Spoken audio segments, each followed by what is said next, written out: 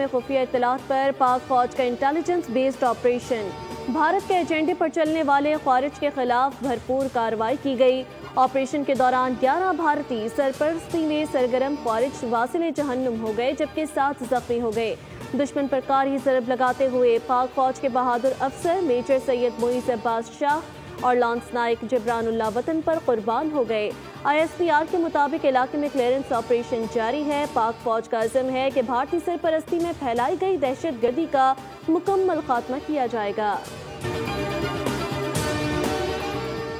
वज़ीर आज़म शहबाज शरीफ का ईरानी सदर मसूद पज़ेश्कियान से टेलीफोनिक राब्ता। वज़ीर आज़म का मशरिक़ वस्ता की तेज़ी से बदलती सूरत हाल पर गहरी नज़र रखने का इरादा।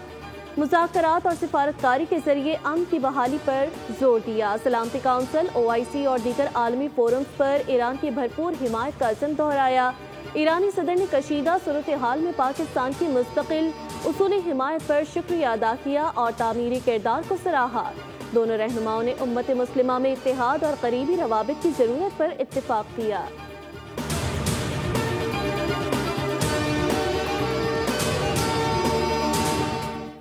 और तहरीक इंसाफ में क़यादत पर इख्तलाफात फिर सामने आने लगे। अलीमा खान ने कहा, बानी ने कहा था बजट की मंजूरी ना दी जाए, क्या वो माइनस हो गए? जवाब में अली अमीन गंडापुर बोले, मेरा लीडर बानी PTI है, उनके बयान का पाबंद हूँ। KP अरकान पर तनकीद करते हुए अलीमा खान बोली, अगर बूझ नहीं सकते तो फिर घर चले जाएं।